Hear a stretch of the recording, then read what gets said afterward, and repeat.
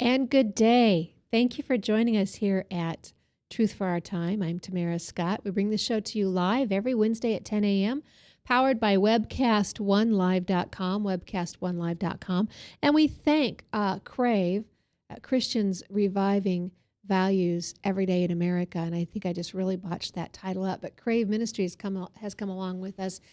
You can find them, Christians for America. Thank you, Ryan. You are so good to me. Crave Revival is the group, and we appreciate what they do around the country. Danny Van Gundy is one of their speakers. And if you've ever struggled with the addiction, many people are struggling with prescription drugs, which was what he dealt with. And I had the honor of doing a stadium event. That was really quite fun to get to MC and do a stadium event in Ohio a couple years back with Crave and Danny. No small preparation. They had billboards. Coming into town, seeing billboards for the event you're doing is quite amazing and honoring and humbling and exciting. And so keep them in your radar and be watching for events, and consider having them come to your town, because many people are dealing with this issue. Coming to current events, there's one I want to bring to you. I attended, as many of you are attending, graduation ceremonies, and it's a hard thing for me to do every year because, as we know, we're going to talk about Common Core today.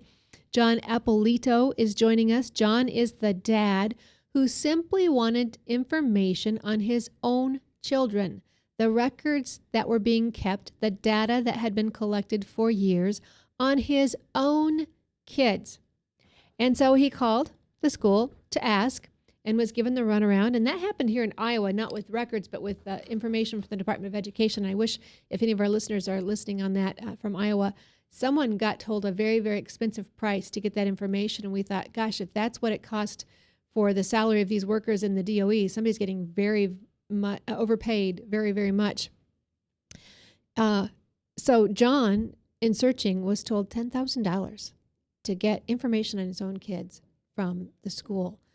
We'll be talking to him shortly. Meg Norris is joining us. Meg is the teacher whose heart was just so touched when she was in her classroom with her students, watching them decline physically, mentally, emotionally, because of the rigor, not in the standards, but in just the rigor of the Common Core, and not being able to actually teaching sequential information and helping these students really get an understanding.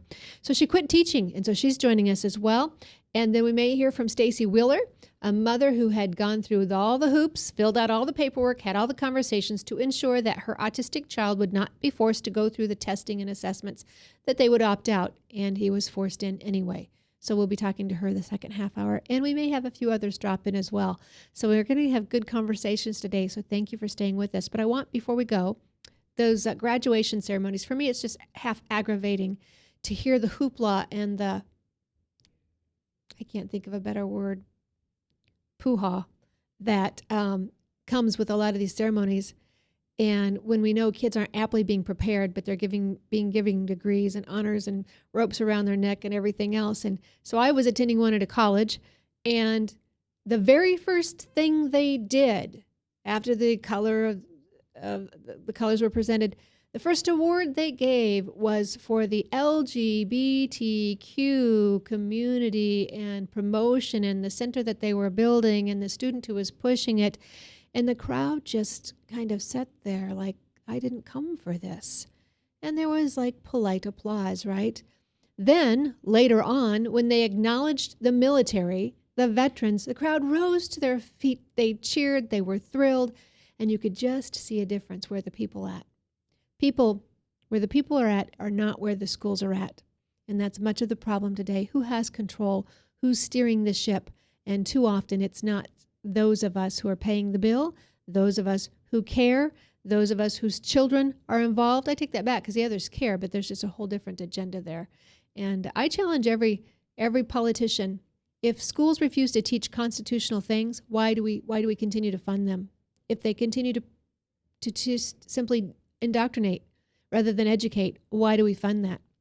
So I started a hashtag, defund indoctrination. But out of that, we have an alert today from Concerned Women for America, the nation's largest women's public policy organization, and they are saying that the University of South Carolina, upstate USCU, decision to dissolve its Center for Women and Gender Studies and use the funds to teach America's founding documents. The decision complies with state law, which requires colleges to teach a year's worth of courses on the Constitution, Declaration of Independence, and Federalist Papers. What a great idea. Concerned Women for America learned that the Center for Women's Gender Studies was teaching, this is what they were teaching: women in horror films, scream, run, slash back. You Are My Everything, women in codependent relationships, women in Buddhism in the Bible Belt. Really, seriously? And then in 2014, Bodies of Knowledge Symposium, the event was to kick off with a talk by Thomas McBee on being trans, but not like you think. Friday will be lectures with Dr. David Halperin, author of How to Be Gay, co-founder of GLQ, a journal of gay lesbian studies, and Dr. Bernadette Barton, author of Pray the Gay Away, Extraordinary Lives in the Bible Belt Gays, Queering the New Norm, Harm Reduction in an Age of Gay Progress. It goes on. It just goes on. So I applaud, as does Concerned Women for America, the center's taking those funds and using it. See, those funds create division. Those funds are only for a small group. And by teaching the Constitution, you are teaching to everyone. And the Constitution, when you understand it, ensures your liberty and your freedom. So what a great move by that University of South Carolina, upstate, and thank you to that legislature who put that in play. And I know we all have concerns when we make bills like that, we see them pass, but will they teach the truth about the Constitution? Well, we can only hope. We can continue to monitor and to ensure and to demand it, but this was a great step in the right direction.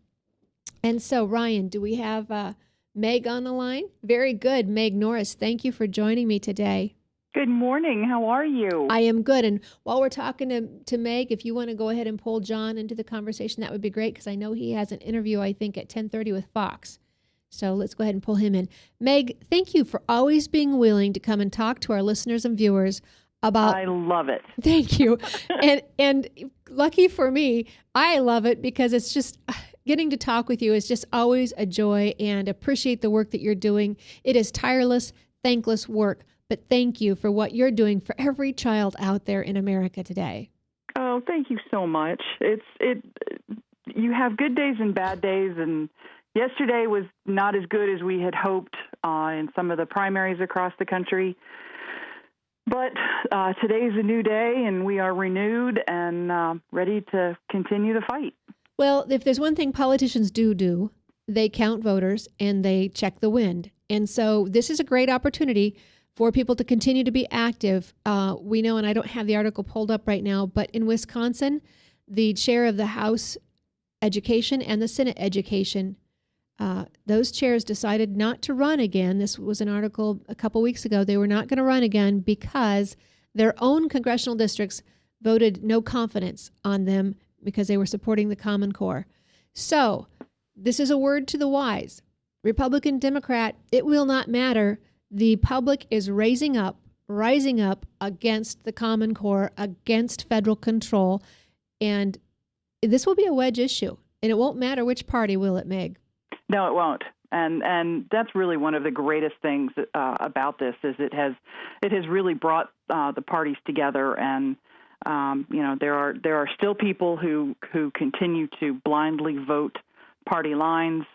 But the issues are far too important to be doing that anymore. And so we're seeing people voting, and I crossed party lines yesterday to ensure that that my litmus test of getting Common Core to go away was top of my list. So anyone who supported Common Core did not get my vote. And I hope that is a trend that will continue. There's still a lot of people to be educated about this, and we hope that we can continue to bring that to the forefront. We're seeing more coverage in mainstream media, some accurate, some not. We're seeing a huge pushback by those that are forcing Common Core on our children, and it's because they're nervous, and they should be, because they know that they're wrong. And we are trying to reach John, as I'm talking to you, I'm trying to multitask. Let's see how talented I am or not. And apparently, I could have written down the wrong number. So I'm gonna see if I can find that for Ryan, my producer. Meg, let's talk about the last article, WorldNet Daily, that came. Leo Holman wrote Oh, it. Leo's wonderful. And we thank him. And now here's when you read one of these articles, you can always take a different bent from it. But I appreciate it's just a really great article. But he touched on something new that I think we're going to have to start watching for. We know that big businesses are pushing the Common Core. We get that Bill Gates has given money, millions, to the Commerce Chamber of Commerce nationally. Now we see businesses holding symposium. We saw it here in Des Moines, promoting the Common Core. But what I was surprised by, Meg, is more recently, businesses are now promoting school choice. And usually your businesses are staying with the public schools. And in this article, Leo touches on it. And I think I'm not even sure Leo gets where what a minefield he's just stepped into. But he is talking about, and he quotes Charlotte Iserbet. Of course, we love her genius and understanding on this. But she says the real genie in the bottle is a takeover of education by corporations pushing school choice, a very seductive concept to conservatives who have soured on traditional public education. But the schools will still be funded by tax dollars. The main difference, she said, would be that locally elected school boards would be shut down or stripped of any meaningful authority. And I think that is the new key, is these businesses and the charter schools. And there's even another article that I'll bring in another show about hedge funds and tax credits for those people who are loaning money to charter schools while getting interest payments back. So we're on to something even, Meg, if this could have been taken any more and corrupted any more, we're learning yet, here it is again, even more ways that it's not about our child's education. It's about money and profit for others. Absolutely. It's about money and profit, and if you think you have no control over what's taught in the public schools, just wait. Once you have completely corporate-run charter schools sucking in your taxpayer dollars, and they control what happens. And you're right. The whole goal behind this is to get rid of the local school boards. Many of them, including here in Georgia, have no power as it is anyway. And the goal is to get rid of them. These corporations will be choosing their own curriculum. It'll be job training.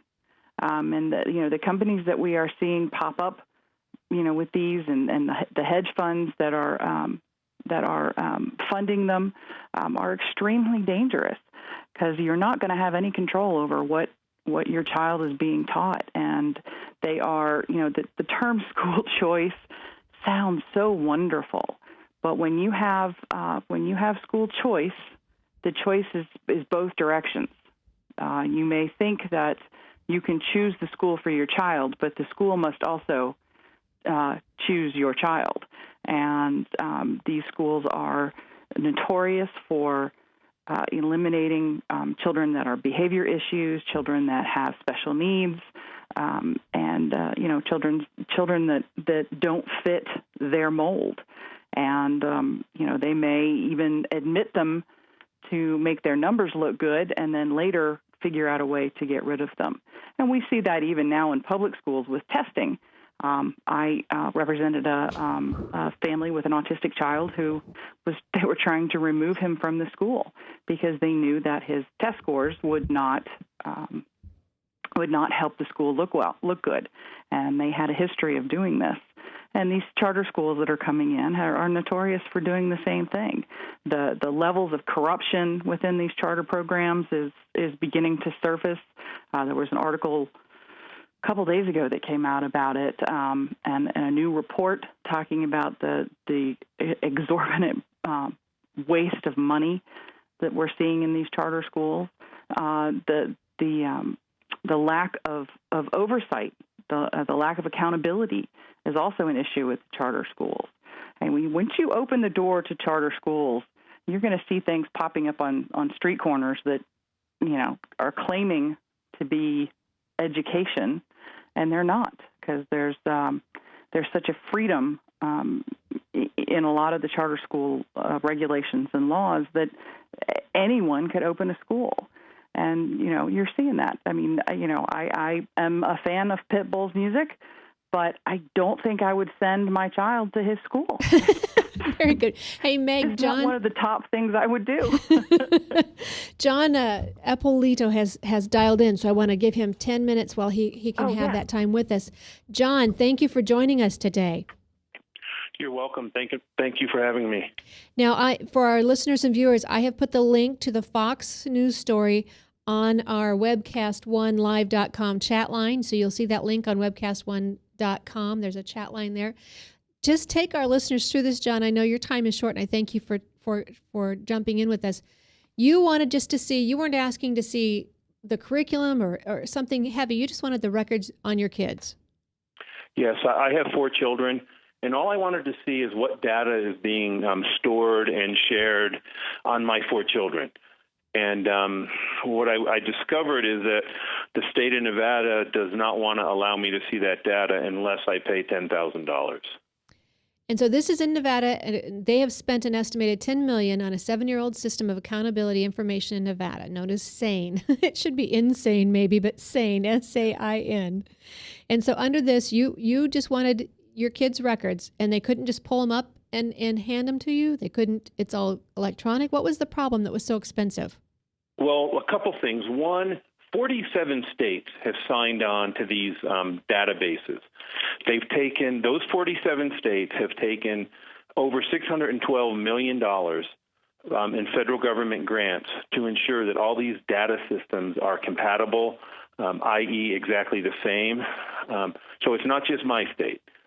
So that's the first thing.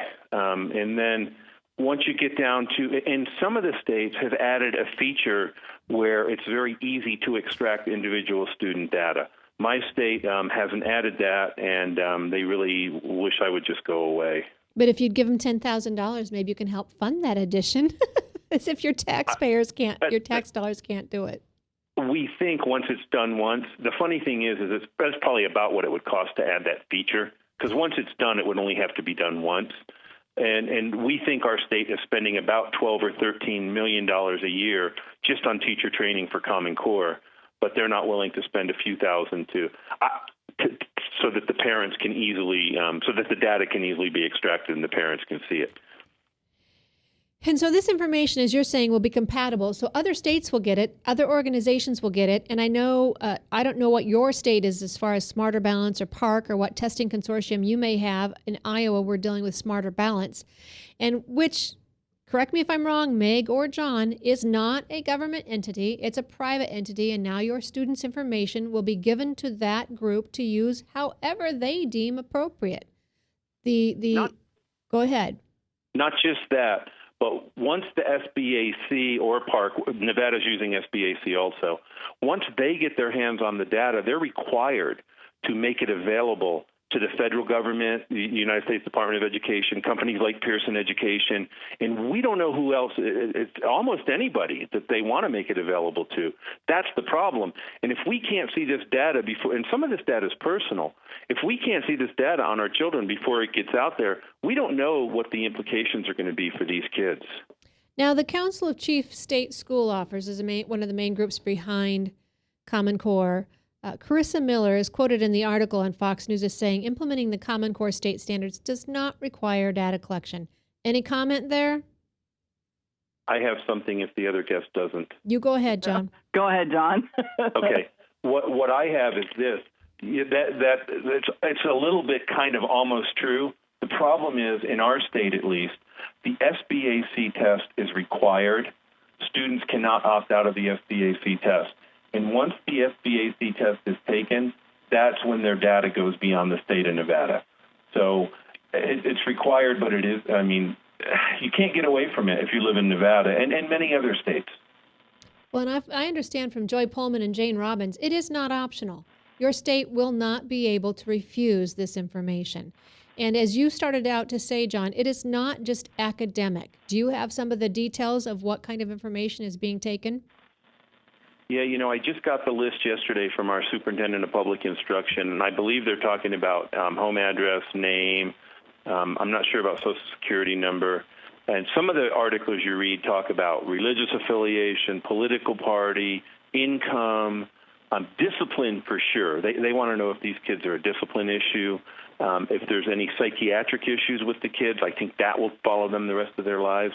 And one of the things that the opponents of this will say is that if you go to juvenile hall or reform school, when you're 21, the records are expunged. If you start out in the public schools in preschool, because this data starts in preschool, that data follows the kid the rest of their lives. Better off going to school at juvenile hall. And so as far as data goes. So a juvenile record might be expunged, but what happens in the schools won't stay in the school, unlike Las Vegas. You're saying it'd be safer to go to Las Vegas.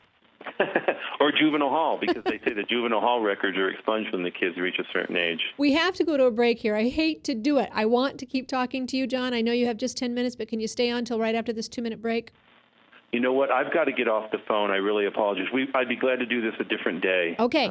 Very good. John, and you're going to be on Fox News, and we understand that. We don't want to keep you from that. But thank you for just dropping in with us today, letting parents know 10,000. They're not joking around. This wasn't just a threat. You don't get to see your own kids' records unless you plop down 10 grand. Correct. Will you keep us posted? And if you think about it, I'd love to get that link that your superintendent sent you on the list of items that they're going to collect as far as data.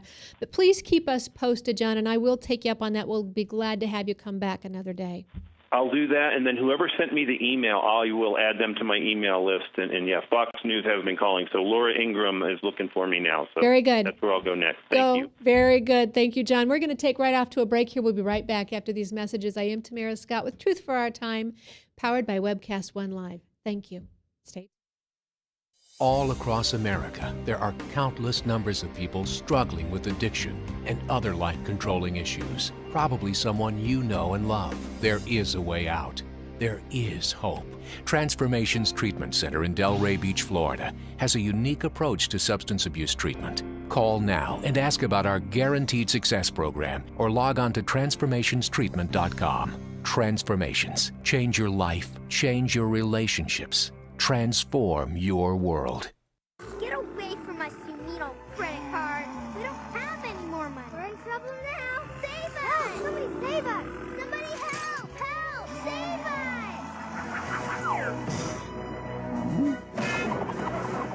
us! Hi, I'm Tom Coates from Consumer Credit of Des Moines.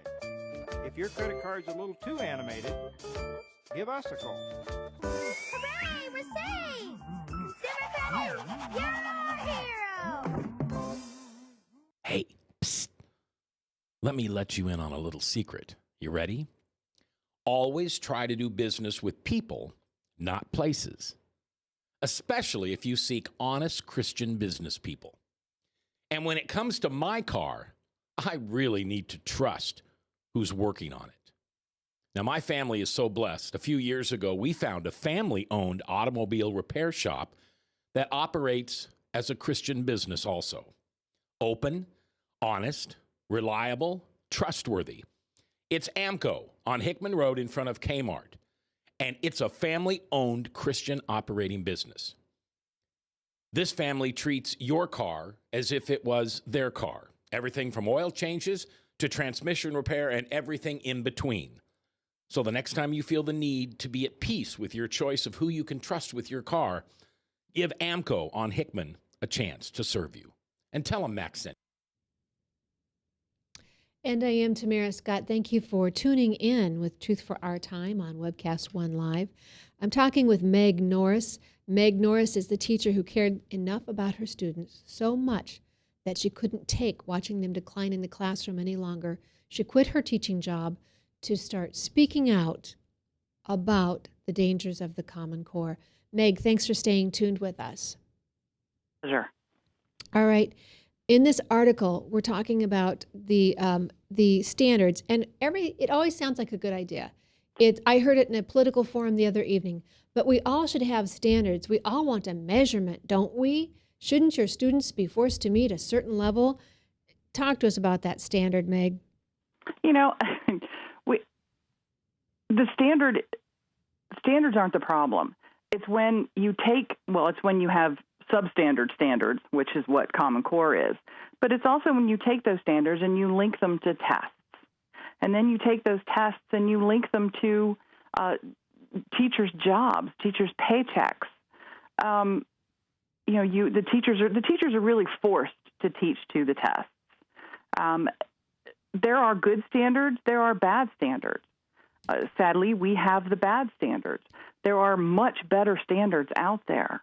But standards-based teaching and testing has never been proven to work. Matter of fact, it has been proven not to work over and over again. It really comes back to outcome-based education, doesn't it? Absolutely it does. And there's a reason why 24% of our freshmen in college are being pushed into remedial courses right now. And that's because they have been taught in a standards-based method. And we used to have something called scope and sequence. It gave us guidelines. We knew what we had to cover in a year, but it allowed us to individualize how we did it. It allowed us to listen to our students and get them where they needed to be. What has happened with Common Core is the client is no longer the child. When we were in school, we were told we could be anything we wanted to be. We were given all the skills we needed, no matter what we wanted to do. And if we changed our minds, it was okay because we still had the skills necessary to go out and to be successful. But now the client for public education is big corporations. And what public education has become is job training.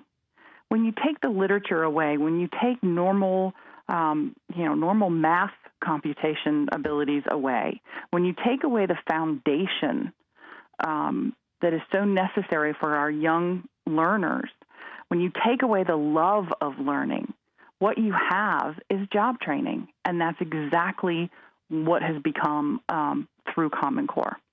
And I didn't say it, someone else did, but I thought it was appropriate. Jobs don't create good education. Good education creates jobs. And what people need to understand is these kids aren't just being trained so that they can go into the workforce with all the skills we think that they should have acquired. This is pigeonholing kids as early as preschool, first grade, third grade, and deciding what they can and can't do so that you put them on an academic path that will limit later what they might be able to do. So you're deciding at a very early age what their career path will be limited to. And Meg, I know many people with college degrees who are working in fields that have nothing to do with their degree. I know you're changing career fields as well. I know people do this. I am. And even at my age, I still don't know what I want to be when I grow up. But I know that I have the skills to go become anything, to go do whatever I want to do. When I pulled my son out, my son is now in private school, and when I pulled him out, he had gone through the career pathway testing that they're now doing on children, and it was established that he would be a really good detective. Well, there is absolutely, positively nothing wrong with being a detective, but he wanted to be an engineer, and he didn't understand that if his heart was really in becoming an engineer like his uncle, why he would be forced to study to be a detective. And, so I, of course, took him out, and he's now in a public school that is not Common Core, in a private school that is not Common Core. I was going to be impressed that you could find a public school that wasn't Common Core. I wish. It was a dream come. No, definitely a private school. But it's, and he had, friends who took these same tests, and it said they were going to be cooks. Well, if you want to study culinary arts, that is amazing. Go for it. But if it's not where your heart is, just because some test says that you're going to be good at it does not mean that you necessarily need to go there. And I'm going to see if I can bring on Ken Kramer at some point in a future show. He's done a lot of shows on the fighting of Teen Screen. And I don't know if you remember that, if that was any of the schools where you taught. Teen Screen was a really invasive, intrusive program that they were giving to students without parental notification or permission. And they would come in and test these kids on a variety of topics, much like the assessments for Common Core. And then they would diagnose these kids, your OCD, your bipolar, they would give these kids diagnosis. And finally, the Rhodes family, I think out of Indiana, Teresa Rhodes, I think is the mother's name, her daughter was diagnosed to the point where she started changing behavior because of what the school was telling her she was or was not. And they sued, and I think that they were successful. Well, Teen Screen, we had a horrible time getting it out of the schools, and all of a sudden it just upped and dropped in December, I think maybe of 2012, just out all voluntarily. People were excited about that. I myself, being more suspicious, probably would have been said to be a detective as your son if I were in school.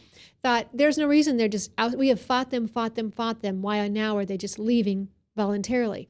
I think now it's because this P20W program or the assessments through the Common Core, what we're seeing, the collection of data, is going to give them everything they need. They no longer need the Common Core. And I think kids are going to be streamlined and pushed down a path that is not necessarily where they need to be or healthy or even correct. I mean, the most dangerous thing is we know people who change their minds. We know people who go through experiences and change as people and come out of that a totally different person, ready to take on something new. And this greatly limits what people can and can't do. In this article, back to the WorldNet Daily article by Leo Holman, and of course, as soon as I say that, my computer goes blank.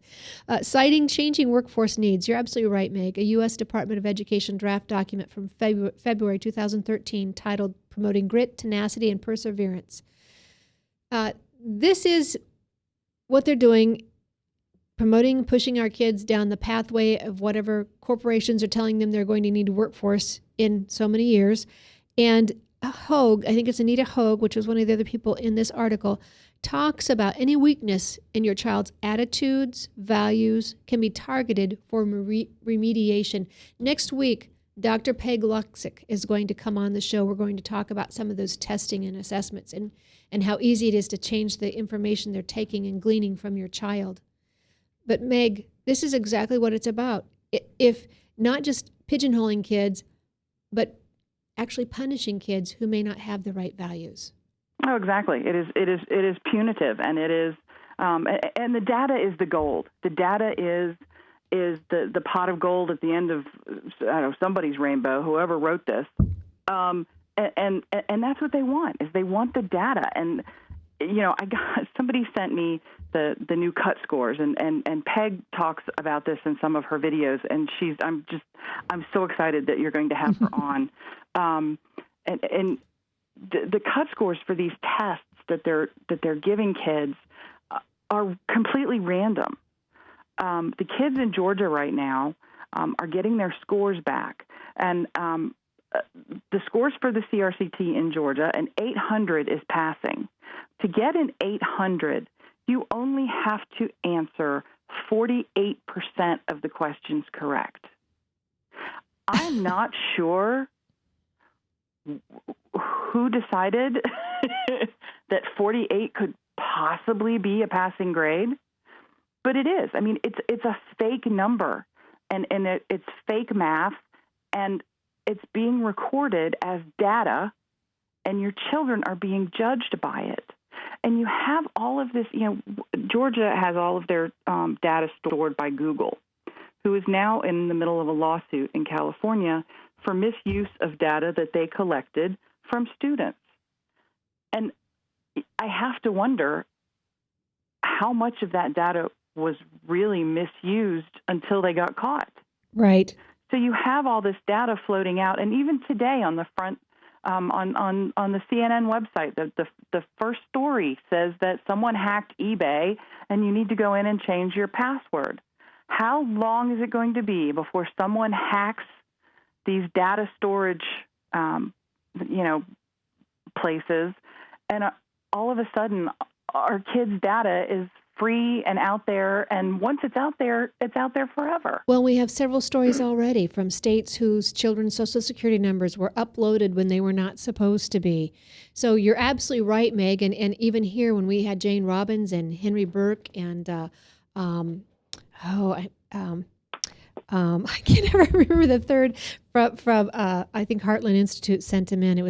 We had three terrific folks to testify at a subcommittee hearing for our legislature, and a Department of Education employee, a state employee, with such disrespect, interrupted speakers from time to time at the urging of one of the legislators, but took on all of those tax-paying citizens who had driven on a snowy, blowy day to have their hearts heard. When he's there at the Capitol all the time, lobbying anytime he wants, can walk right into the House and talk to any House member, but wanted to tell them that no information had ever been hacked at the Department of Education. Well, that may have been true to that point. As Jane Robbins said, you don't have Smarter Balance testing consortium in place. But what was hilarious, Meg, was within 24 hours, one of the school systems, a larger school system right in Des Moines Central, Urbandale District, was hacked. Pornographic photos were put on their website. And I'll tell you, if people can put something in, they can take it right back out. And they can take information out as well. And shortly after, it was revealed that University of Northern Iowa had several employees hacked to the point where their financial records and tax filings were not accepted because of the issues going on because of that hacking. And I think there was even a third one here lately, Iowa State. I think that one might have been as high as 30,000 students, information hacked. So Meg, you're absolutely right. There is no way this information can be guaranteed safe when it's online. Plus, as we know, most of this information isn't even necessary. It's not academic in content. It's not necessary and will only be used, I think, to limit our kids. Well, and it's money. I mean, it's it's great if you're the head of marketing for Microsoft. I mean, what a dream come true to have all of this data fall into your lap, and you can begin to use it to begin to develop the next piece of technology. I mean, it's and once that information is out there, and we didn't get to talk about the gutting of FERPA, so there's really no protection for parents. And any medical data, any medical information that is collected through the school is not covered by HIPAA. So, we want, they may want that data out there now, but what happens in 10 years when we're not using that data anymore? We've gone on to something else, and that data is just, who's going to be maintaining all of this? Well, and let's just talk the very real aspect of it. How is a child ever supposed to get a second break? What about that second chance? Maybe they had a bad year. Maybe the parents were going through divorce and they had behavior issues. How do they ever get past that and get that second chance when it's constantly on their record and they're already being pushed down a path that somehow is contingent upon that data that was collected earlier that year? Exactly. And I know that Stacy may have already called in, but one of the big reasons parents are opting out is to try and protect that data from being shared. And we were very lucky in Georgia. We had parents in 15 different counties opt out. There has been a lot of fighting and a lot of threats, but so far we have not had any child held back because they did not take the state test. And I think we'll see some new legislation coming up so that doesn't happen anymore. But we will continue to fight because the parent right supersedes any state law. And Stacy Wheeler was trying to protect her autistic son not only from the stress of these tests, but from having his data shared. And the school, the school ignored her. And I do have Stacy on the line. I'm going to bring her in after this next break. But I also, beyond just the students' information, as an employer, you are held responsible when you bring on an employee. And if this information is somehow made available to employers, and we have no reason to think it won't be, how will any child who had problems in school ever get a job if they have some type of a record like this. Job, entrance to college, scholarship. The only thing a college has to do is look at this information and say, "Oh, I'm sorry, you had a learning disability in the 5th grade, and so we're not going to admit you," or "You had some disciplinary issues when you were in the 8th grade." So, Meg, we've got to go to break right now. We're going to come back. I'm trying to get better and disciplined about going to my breaks on time. We'll come right back after this, and we'll join Stacy in the conversation as well. Thanks for being with us, Meg Norris. I am Tamara Scott, Truth for Our Time. We are on Webcast One Live. From the RE/MAX Real Estate Concept Studios, this is Webcast One Live. I'm Brian Leach, owner and general manager of Service Legends. I brought along a couple of the home comfort heroes. Hi, I'm Tammy Wells. I am Nick Wondershide. I'm administrative manager. I'm the senior technician from Service Legends. It seems like every good thing, when you feel it to the bone that it's good, there's a lot of hard work put behind it. I don't think that you can fake it and have it turn out good. If we seem like, okay, that's just weird, it's just a furnace, why would you believe so deeply in a furnace? It's not just that, we want to show the world that you can have good service. Yeah, it's got to be, it's your home. It's built into our daily trainings, it's built into our culture, that we're going to do whatever it takes to have each client say they love us, period. That's why we spend all the hours in the training that we do. And if we guarantee it's going to be a good experience for you, or else it's free, what type of work do you think we're going to do? There is a guarantee. Temperature selection guarantee, fixed rider it's free guarantee, comfort guarantee, best value guarantee. All of these guarantees hold us accountable to ensuring that we exceed your expectations. And if for whatever reason we'd fail and we can't make it right, we guarantee all of those guarantees with a 100% money back guarantee. If you don't think that your technician can fix it right, are you going to say that to a client? No. You don't have to worry about having a technician come to your house. We drug test, background check all of our team members. We put safe people in your home. Each and every one of our service techs, 400 hours a year in training. You tell it the minute they walk in the door. They know what they're doing, they've done their homework, and they actually truly care about what you want. Because at the end of the day, you're the person that makes sure I have a job. They're going to be listening.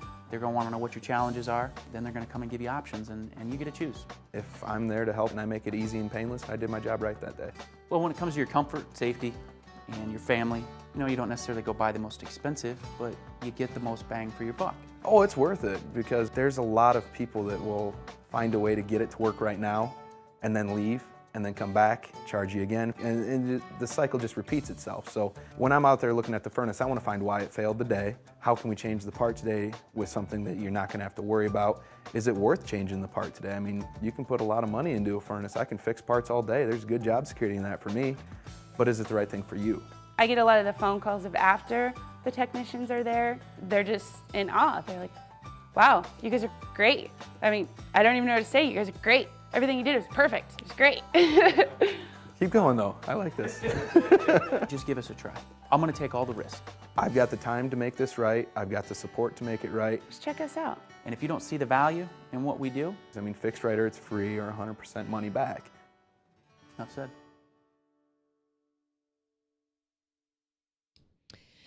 I am Tamara Scott. Thank you for staying tuned with Truth for Our Time. We give you news and help you when the headlines hit home. And right now we're talking about the Common Core. It's coming to a school near you if it's not already. Even those states who said no to the Common Core originally are dealing with parts of it coming in, or curriculum that's aligned to it coming in. And we're told that even the Department of Education is going to some of those schools around their state governments with grants and those opportunities as well. Always have to be on guard for your children. There will be no excuse for not knowing. You are the parent. You are to be the advocate. And Meg Norris is on the phone with me today. Meg is a school teacher. You can tell in her writing how much she cares for her students. Quit teaching when she saw her students pulling their hair out, cutting themselves, hurting themselves. Just a whole demeanor changing in her students. And also joining us in the conversation now is Stacy Wheeler.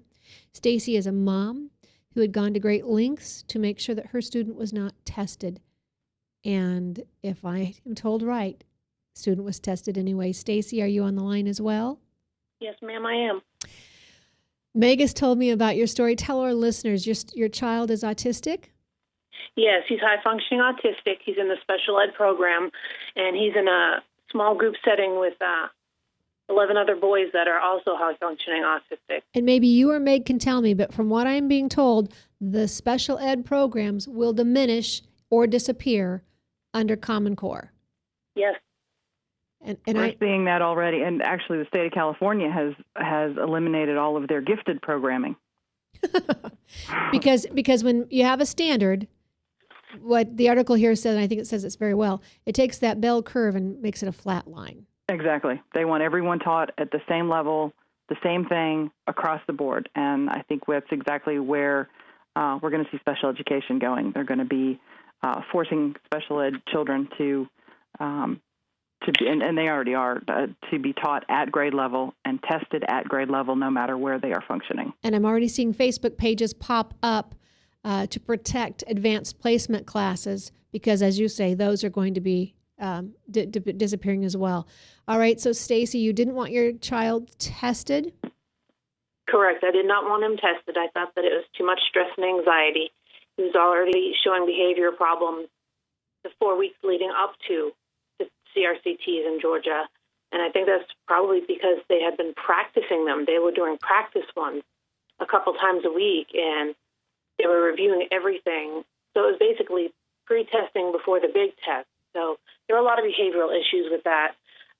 Day one, they tested him regardless of the letters, phone conversations, face-to-face conversations, emails, everything. They still tested him. Next day, we sent him in, gave him a card to hand, figuring if he didn't feel confident enough to say, no, I refuse, he could just give them the card, and that's what he did. So he started the test on Tuesday, second day. The last 3 days, he didn't do any. They had him pretty much sit there and read a book, which is the sit and stare policy. But they did retain him. Technically, they retained him because he officially failed the CRCT because he did not take it. In Georgia, there is no opt-out, no waiver, and no refusal. There's no way to get out of it. As a consequence, we knew it was a consequence and that we'd have to face it. He was retained. However, we had the IEP meeting last week. Meg went with me, and that's the same team that meets to discuss retention for Justin. And they determined since he gets all A's and B's, they were going to place him in 9th grade. So kind of a win-win, but not a complete win, because they still forced him to take the test, and they placed him, didn't promote him. So what recourse do you have now? What recourse? Yeah, right. Bring him to court for parental rights violations, for violating Justin's rights as a disabled child under IDEA and ADA. And so are you planning to take it to court? We hope so, but that takes money, and we don't have tons of it. Right, right. So we are fundraising, but it's very slow going. You know, the economy's tight for everybody. They want to help, but, you know, not everybody has the extra duckies to hand out. So right now we're focusing on educating other people, sharing articles and links and YouTube videos of, you know, kids from high school that are talking to the school board, telling them that basically Common Core is bad for them and why. Of course, if you are the student in question, you've lived the Common Core, so you know why it's good and why it's bad. And right now we're having a lot of problems because they are rolling in Common Core. So all the kids from 2 years ago are just now getting Common Core, but they're not used to that yet. That's like 2 grades ahead of them, almost. The stuff that I just taught my daughter at home, homeschooling for kindergarten, they were already doing 2nd grade material in kindergarten when she was in public school. So, I mean, they're really jumping a huge gap there, and a lot of kids are going to get left behind. Is there another school, another type of education where you could move your son to? No, because the choices are limited. We could homeschool him, but then he would lose the valuable services that the school can provide that we cannot. Social skills classes are a must for him. I mean, it's not even an option, it's a requirement. Independent life skills, speech therapy. Autism's not yet covered under health insurance by Ava's Law in Georgia yet. So we're like between a rock and a hard place. because they don't cover that stuff. I'm just curious, and others will consider this a political statement, but I just have to say it. Autism is not covered, but gender issues are? I guess. I mean, this just seems strange to me. Yeah. Okay. When they start into the testing season in your school district, I was reading another, I think it's called Elephant Tree. Are you familiar with that one, Meg? Elephant Tree blog. She was writing that when they start testing season, all teaching stops. They do nothing but practice testing. That's the only, she said, for like 6 weeks, I think, or more, they stop all teaching in the schools. Exactly, and we did as well. When I was teaching, we stopped. I want to say beginning of February, we actually added an extra class, and every student got an extra class of either reading or math, so that they were getting that test prep every single day, starting the beginning of February, and this is to test at the end of April. So, I mean, it's we're losing so much, and the standards are they just don't give our kids what they need. And, you know, it's really difficult to say that to people because they read the standards and they sound good. Right. And unless you really understand child development, brain-based learning, it's difficult to look at them and see them as anything but, well, great, they're really going to push my children. And I'm not saying that every child is going to struggle with them. They're not. But here in the South, we have 52% of our kids that live below the poverty line in public schools. 52% of the kids are now minorities. The minorities are now the majority. So, you have to take into consideration all of the kids. And I'm seeing that parents are either angry because they're already seeing the difficulties in their own kids, or they're not seeing it, and so they assume if it's not bothering their kid, it shouldn't be bothering anyone else. Or they just want to ignore it because they don't want to admit that they weren't paying attention. Because let's face it, I mean, Common Core was really snuck in under the radar. Right. And parents don't want to know that their government is doing this to their kids. And I don't blame them. I didn't want to know. I drank the Kool-Aid. We went through this great introduction of what Common Core was and all these promises, and it was supposed to be earth shattering, and so I didn't want to believe that it wasn't going to be good for my students. I wanted it to work, but at the same time now teachers are so threatened to constantly support Common Core, we're never going to know if it really works. And that's a great point. We're never going to know if the teachers are really telling us the truth. Because they can't. I just clicked on your Facebook page, Meg Norris, and I see you have an article from our own Shane Vanderhart on there. Yeah. That the growing opposition to the NEA, we've heard as high as 70% of teachers oppose the implementation of Common Core. So when I read this, it says, even though they're touting figures of support, 17,000 members in 33 states, the results that were surveyed show a worrisome trend for the union and for Common Core supporters in general, that the standards fell only slightly down to 71%. Support for the standards fell only slightly down to 71%. Opposition, however, solidified, almost tripled the previous number.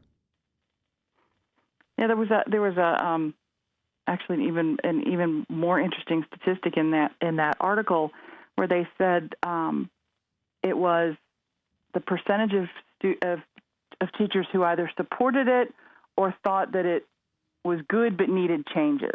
Yes.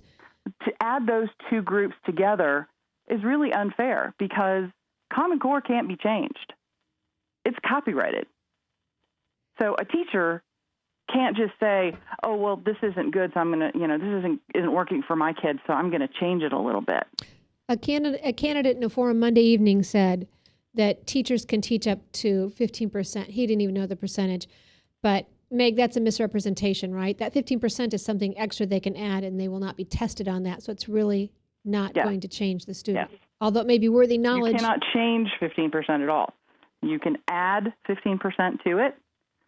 And that's what they say about that. That's the customizing of it. 15%, and what 15% would you possibly add?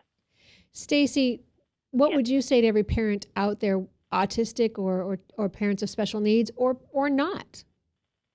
I would say do your research. Don't trust everything everybody posts on the internet. Do your research. Find out for yourself. Make your own decision. If you find out what's going on and you still think it's okay, good for you. But I can assure you, most of us, including the teachers I've spoken with, all decided that it is not what's best for American education, and we are pretty much screwing up our kids. And we hear here in districts in Iowa, Meg, that teachers are told they cannot talk against the Common Core. That's true in most states. I have teachers coming to me, telling me their issues, their concerns with it, and then saying, I can't have my name associated with that. Very true. And that's why I had to leave. I knew, I knew that they would try to get rid of me if I spoke out against it. And so I had to leave. And the other thing that's very scary for teachers is this is a huge top-down push. So all of their pressure, all of the stress that they are under is coming from the top. They are being forced to do this. They're being forced to do something that many of them recognize is not good for their students, which puts them in a horrible position because teachers don't go into teaching for the money. Right. Teachers go into teaching because they love the kids. Yeah, not for the money or the title. No, they love the challenge of seeing those little light bulbs go on and watching kids learn and teaching kids how to love to learn.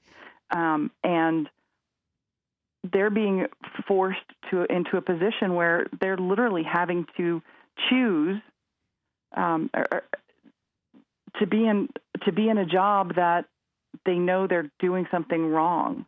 And the problem with leaving a teaching position is once you leave a good teaching position, and that's on your record or on your resume, finding another teaching position is very difficult.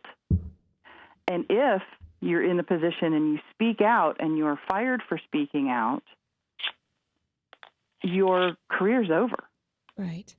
And Meg, do we have any idea? I know in Iowa, we had several teachers retire, resign in the last couple of years. And I would like to know if it was because of what we now know as Common Core, the teaching methods, the curriculum that was being pushed and forced on them in the classroom. Has anybody done a study? Does anybody know the numbers of teachers who have walked away like you because of Common Core?